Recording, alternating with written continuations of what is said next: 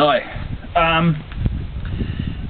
The video today, I just want to talk about organic growing and pricing and stuff like that. Because I like to engage in conversation, feedback and stuff like that with you guys, because you've got similar interests to me, otherwise you probably wouldn't be watching my videos. So I've literally just come home from my local farmers market, which unfortunately is going down the tubes. They used to have a lot of produce, and this just is going from being a farmer's market to a crap market. Less produce and more, you know, bits and pieces and junk and clothes and stuff like that. You know what I mean? Just like old tat that's there. Like, I could be wrong, but I was always under the premise that a farmer's market was a farmer's market, you know, like what farmers produced. So it's a bit of a bummer, because I'm going to have to go further afield to get produce. But what I wanted to, I'm getting off the track a bit, that's a whole separate argument. What happened, and I am in the new structure at the school too, I might add, so it's nice. Wind's blowing a bit through, but it's cool. I'm just very proud that I built this. So. Digressing again. What I've literally just kind of come home from the market, and there was, you know, different produce here and there. I do buy organic, but the pricing on things to me is becoming a bit of a worry. Like, there was garlic. I wanted to buy some garlic to put in. I've got garlic in, like I've put it in this year, but I thought I'll try and do a lot more, you know, because I need a field of it because the amount of it I eat. And it was like $50 something a kilo.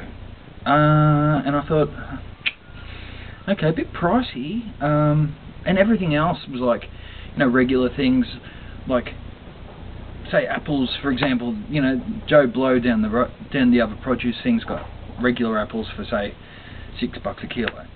And then you look at the apples up there and they're like $14 a kilo for organic ones. Now, I understand, you know, there's a lot that goes on with organic certification and all this kind of stuff, and you know what I mean. But I'm struggling to find out the real kind of reason for it being so bloody expensive. Now, I've only been involved in growing organically on a small holding for 7 years. Now, everything, I've never used pesticides my whole life before, you know, the whole organic thing came up, and I don't even like it as a catchphrase, to be honest, because to me growing organically is just growing naturally. The fact that we have to division it in its own little organic, you know, kind of denotes that it's something irregular, you know, when it should be the norm, not everything else. So look, I've grown organically literally from a pot, different pots, when I was younger, to like having a small holding myself and start instigating a farm school where we've basically got about 2/3 of an acre. So yeah, I can only speak on that, but the similarities as far as what I implemented organically are the same. I just scaled it up, you know, as far as pest and disease control and instigating permaculture techniques and things like that to grow organically. So I don't see a big difference. I could be being naive, I accept that. I don't see a big difference in farms, especially some organic farms that aren't too much bigger than what I've got, charging exuberant prices for organic produce. Look, yeah, organic's all good and whatever, but it's really shooting for the organic industry. If it was like a person, it's like them putting a gun and shooting themselves in the arm. You know, it's like you're being your own worst enemy by charging so much for what I can't really, like, I do grow organically and I do grow a lot, right? And yes, I am on a smaller scale, so it could be a case of I don't know what I'm talking about, but I don't think that's the case.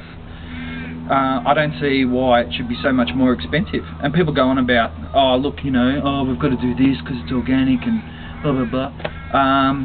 Yeah, I've worked in retail agricultural industry for a long time, so I know what most farmers do as far as pest and disease control, and I know the chemicals they use are expensive, if not more expensive than products that would be implemented by the organic industry to stay organic, and yet they're producing their stuff at half the price, sometimes at less. So of course people aren't going to be buying organic food,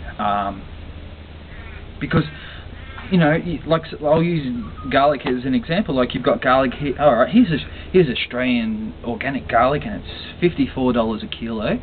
Cool. Okay, and then next to it, I've got imported Chinese garlic, and it's $6.50 a kilo. Look, I'd go for the organic, right? But let's be realistic. Like, most people can't afford to spend, you know, to buy a clove of garlic for $4. You know what I mean? Like, that's their 2 weeks' bread for them, where they buy those 99-cent loaves from the supermarket and put it in the freezer. So of course they're going to buy the other stuff. So it's so counterproductive charging these exuberant prices for this stuff when, at the end of the day, you're not going to be.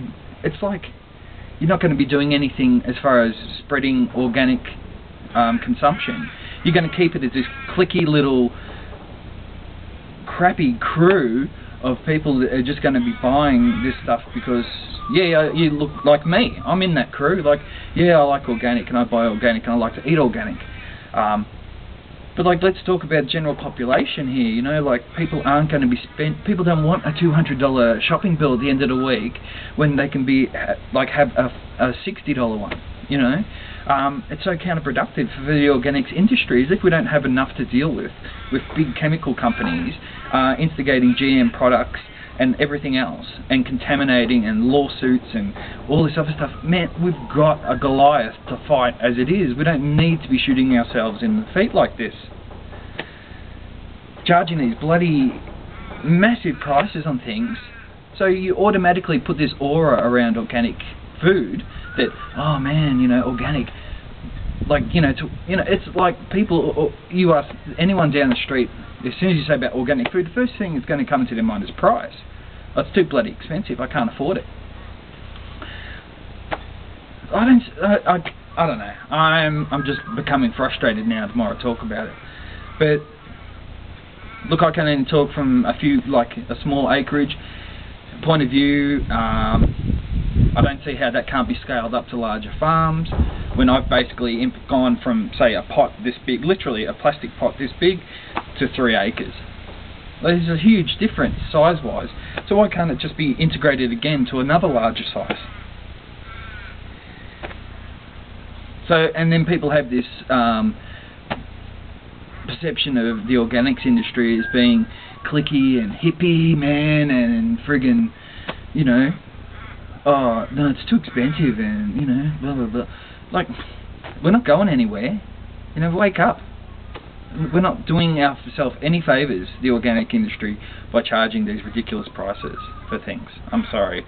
But, like, seeing that garlic and other fruit and veg today, I just thought, yeah, this is rubbish.